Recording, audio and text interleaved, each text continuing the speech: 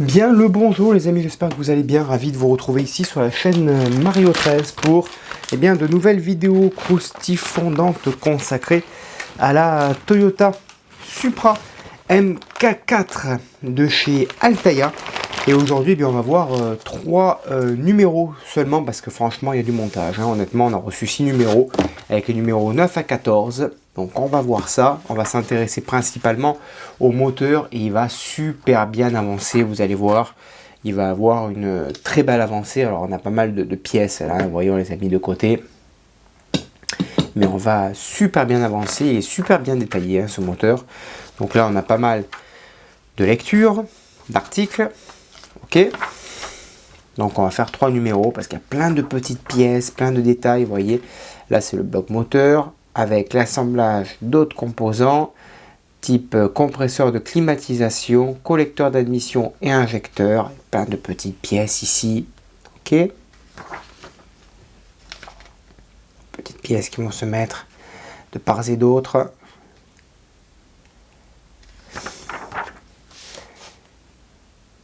Le numéro 10.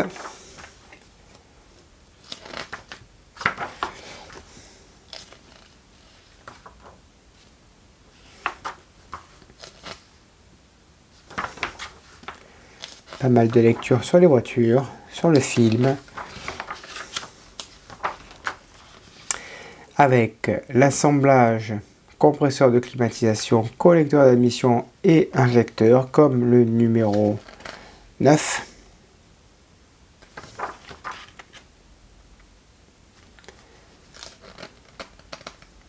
Petite durite.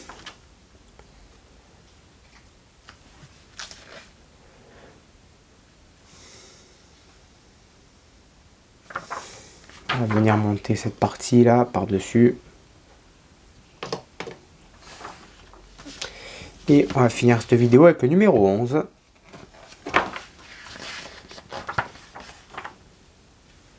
Voiture de rallye, WRC, Toyota Sprinter.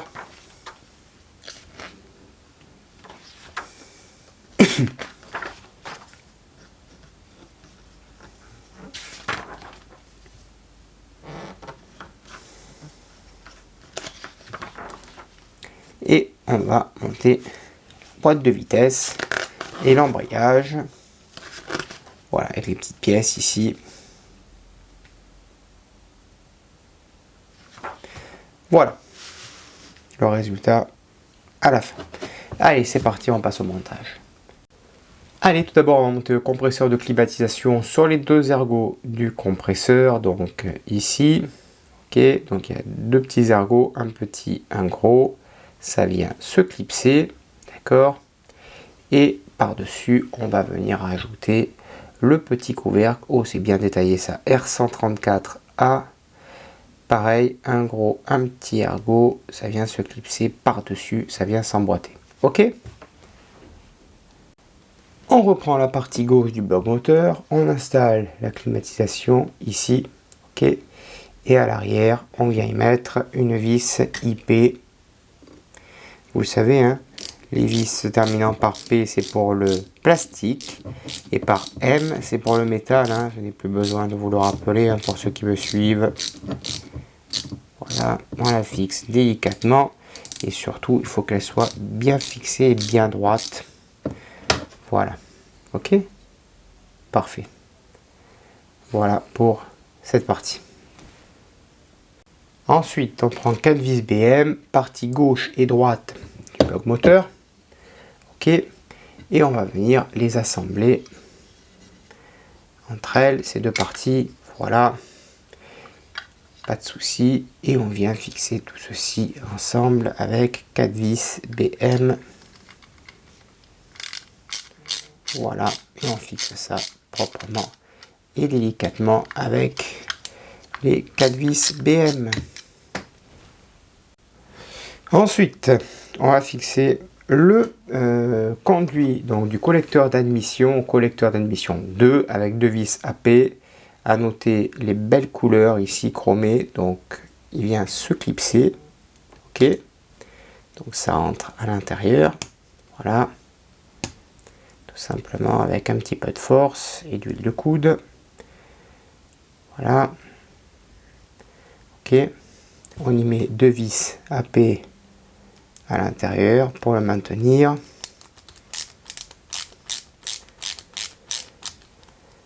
Voilà. On fait pareil pour la deuxième vis.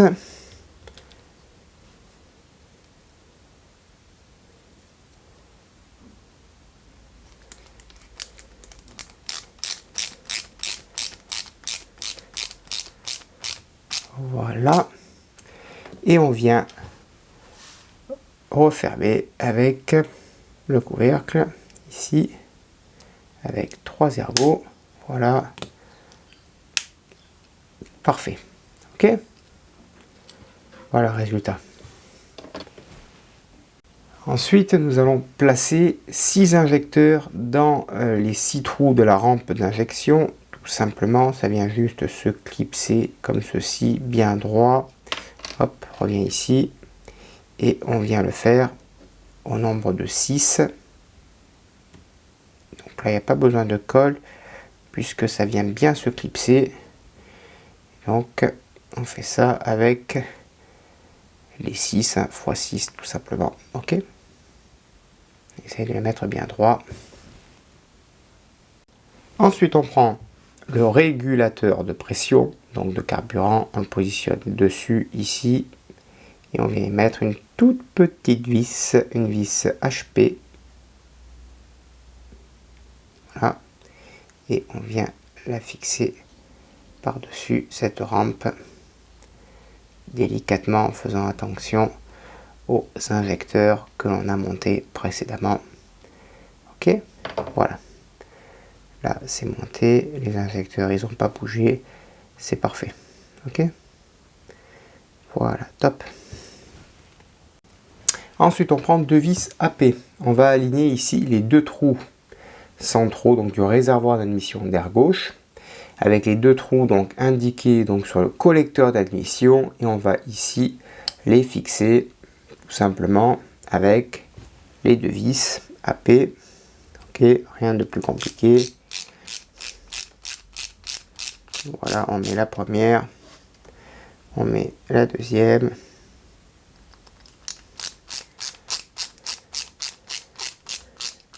Pour avoir ce très joli résultat chromé. À l'intérieur, je vais dézoomer un petit peu. On va placer la rampe ici sur les 2 ergots.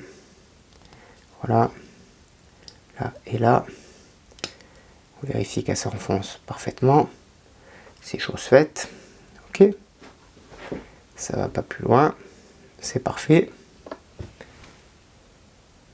Ensuite, on va installer le collecteur d'admission ici. Donc il y a 2 gros ergots. Donc ça rentre ici. Et en même temps, il faut rentrer les petits injecteurs dans les orifices prévus à cet effet. Donc ça rentre là. Ça rentre ici. Mais en même temps, il faut que chaque petit ergot, si on a bien aligné, doivent rentrer. Donc moi, il y en a une qui rentre pas là. Je vais prendre une pince. Voilà, une fois que tous les petits collecteurs sont rentrés à l'intérieur, on prend la culasse. Ici, on l'insère. Donc vous voyez, il y a 2 petits ergots ici, là et là. Elle se positionne ici. Voilà. Et on vient y mettre 2 vis AP.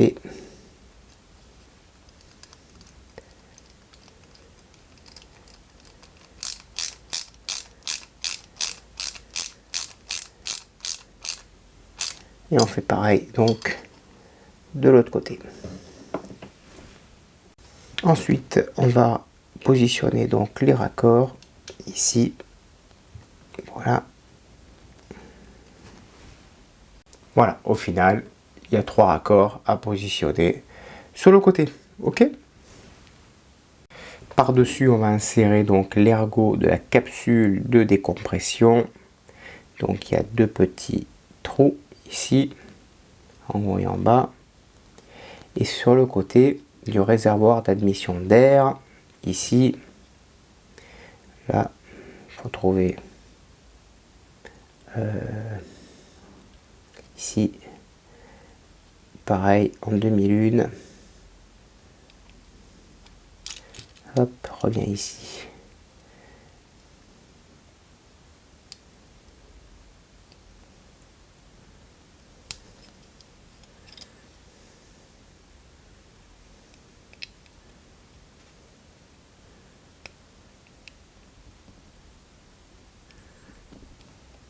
Voilà. Ensuite, on y met la durite. La 9M, c'est la petite, 3 cm. Elle vient se mettre par-dessus. Donc là, il n'y a pas besoin de colle puisque c'est assez facile à mettre, ça tient bien. Et la 9O, c'est la grosse durite. Elle vient se positionner. Alors, à quel endroit? Ici. Là.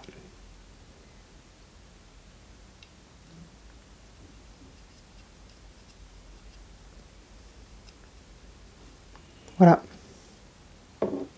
Pour le numéro 9. Numéro 10. On va unir les côtés droit et gauche du boîtier papillon. Ici. Donc il y a deux ergots. Hein. Tout simplement. On va les clipser entre eux.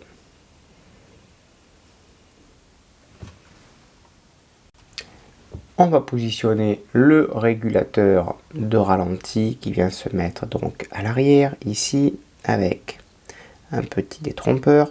Ok. Voilà.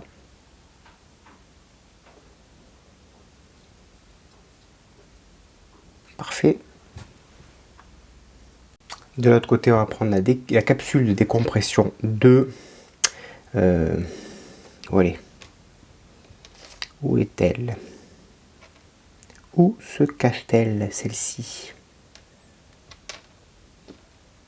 Elle est là. On va la positionner au milieu. Voilà.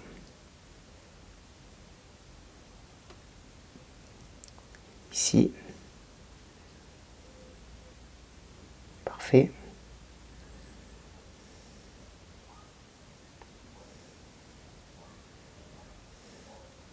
Sur le côté gauche, papillon d'admission.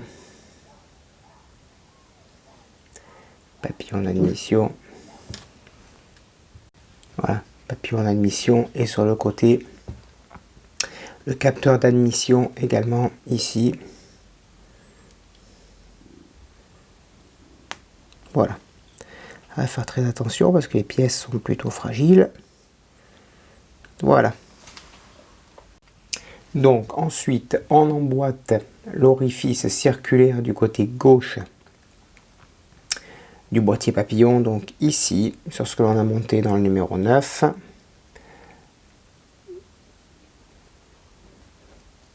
Voilà, ok.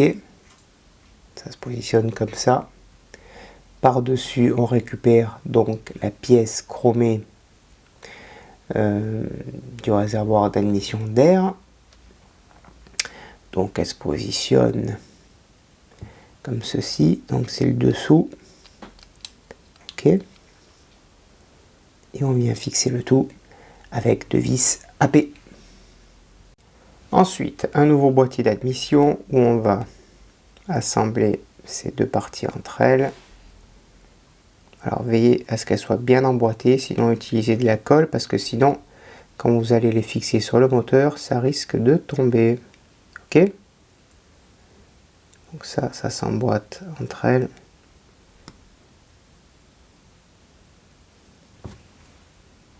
Et ensuite, ça vient se fixer sous le moteur, hein, ici.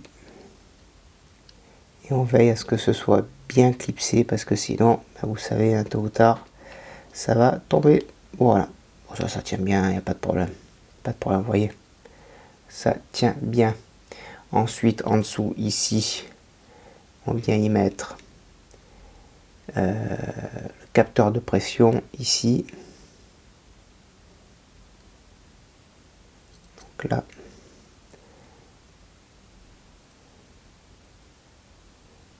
se mettre comme ça. Voilà. Parfait. Et ensuite pour le support du câble d'accélérateur, celle-ci, elle vient se mettre à la fin, là. Il y a un petit détrompeur. Par contre, il faut s'aider d'une petite vis capée. Ici, voilà. Et on met la petite vis capée pour maintenir le tout. Voilà. Parfait. On va s'occuper du support du filtre maintenant, ici. Voilà, plus son ergot. Voilà. Celui-ci vient se mettre sur le côté ici.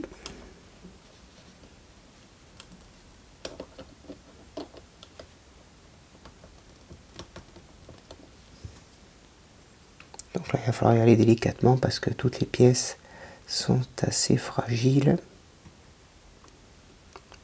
Voilà, parfait. Maintenant, on va placer le petit câble ici. Donc là, on est vraiment sur la minutie de l'horlogerie, comme diraient certains collègues, entre ici et... Alors là, on va le plier un petit peu. Et là, entre le 10G et le 10K, voilà. Parfait. OK. Maintenant, on prend l'ensemble, donc l'assemblage de la culasse, et on va la placer donc sur la partie gauche et donc sur la partie droite ici, vous voyez, comme ceci. Ça vient s'imbriquer et on va venir y mettre donc ici une vis FM.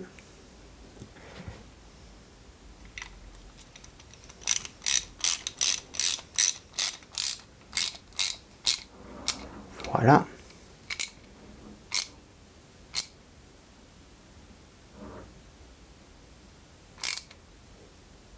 Parfait.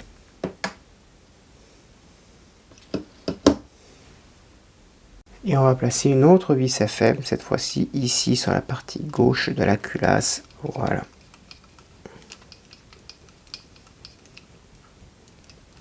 Parfait.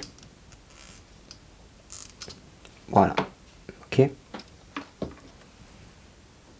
On récupère l'ensemble du bloc moteur ici avec nos deux durites. On va placer la culasse sur le dessus. Donc ici, vous voyez, il y a deux petits ergots. Parfait. OK, on fait bien descendre nos deux petites durites. Et dessus, au fond, on va y mettre deux vis PM.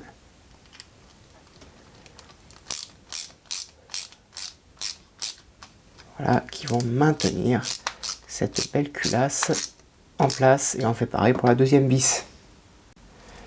Par-dessus, ici, on va insérer le tuyau du reniflard, ici, qui est assez fin. OK. Voilà. Sur le côté de la partie supérieure donc de la culasse, ici, on a des petites bougies. OK. On reprend notre beau moteur, qui est ainsi composé. La partie supérieure. Et on va monter ceci donc ici, et il faut que les bougies rentrent parfaitement à l'intérieur. OK. Voilà, et le renifleur ici installé à l'intérieur. Ça, c'est fait. Ensuite, on va placer une extrémité du tuyau de graissage de turbo 10R. Donc, c'est ici. Il est ici, ce petit tuyau de graissage. Je vais m'aider de la pince pour enfoncer ce tuyau. Voilà. Et l'autre extrémité vient se mettre donc ici.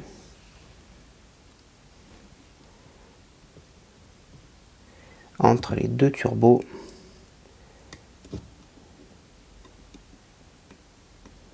Voilà. Ça, c'est fait. OK. Parfait. Ensuite, on va récupérer le couvercle de turbo et on va fixer donc ces deux supports ici avec deux vis FM. Alors le couvercle de turbo, c'est dommage parce qu'il ne vient pas couvrir les deux turbos en fait. Hein. Il vient couvrir juste à côté quoi. Mais c'est pas bien grave. Hein. Ça fait quand même de la belle réalisation quand même. Voilà, on y met deux vis FM. Ok.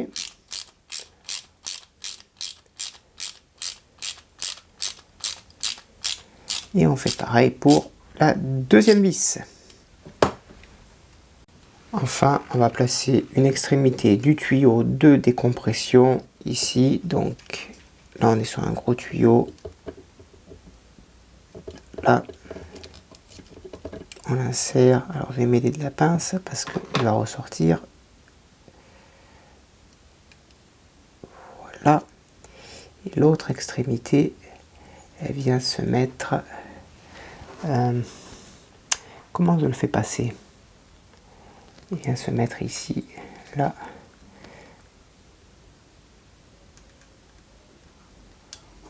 Et là. Voilà, parfait. Voilà, top. Regardez-moi comme c'est classe. On va resserrer un petit peu ici. Voilà, parfait. Numéro 11 maintenant. Ici, on a les deux ergots du cylindre d'actionnement de l'embrayage. Donc, on va le positionner donc de l'autre côté, ici. On vient le clipser. Voilà. Parfait. On va assembler les deux plateaux. Les deux plateaux, ici. Très joli plateau, en tout cas, très joli plateau. Là, alors ça se met comme ça se met comme ça vient se clipser, voilà, ça vient se clipser comme ceci,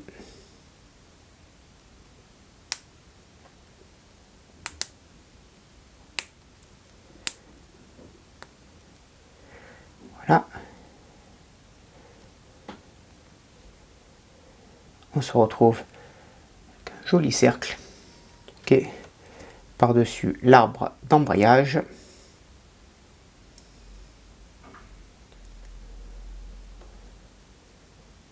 Voilà. Ça, c'est fait. Et ensuite, ici, on vient fixer ça par-dessus.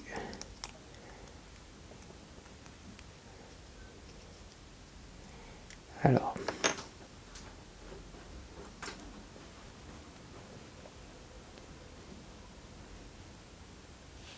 ça et ça vient se mettre par-dessus ici. Bon, je crois que c'est temporaire. Hein. Je crois que c'est temporaire. On va voir ce qu'ils nous disent après. Oui, temporaire, il faut une vis AP, bien sûr.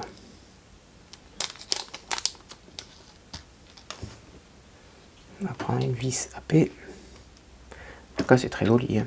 C'est très joli. On maintient le tout. Et donc, de l'autre côté, on vient y mettre une vis AP pour maintenir l'ensemble.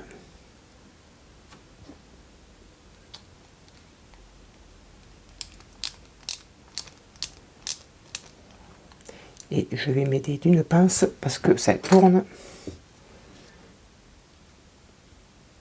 Voilà.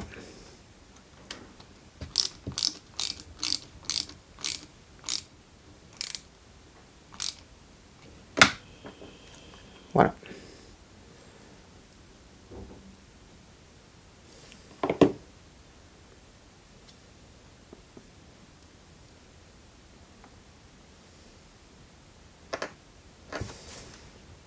Et ensuite, pour terminer, on va coller traction contrôle, petit autocollant gage de détail. ici sur le papillon. Voilà. Parfait ça. Parfait. Eh bien, écoutez, heureusement qu'on a fait que 3 numéros parce qu'honnêtement, il y avait du boulot. Voilà. On se retrouve prochainement pour la suite, pour les 3 prochains numéros qui s'annoncent eux aussi bien riches. J'espère que cette vidéo vous a plu. Je pense qu'on se retrouvera demain pour la suite. Puisque je voulais pas mettre les 6 numéros parce que ça fait après beaucoup de montage, beaucoup de visionnage. Demain pour la suite. Bonne journée, portez-vous bien et que vive notre passion. Hop, pour le modélisme. Ciao.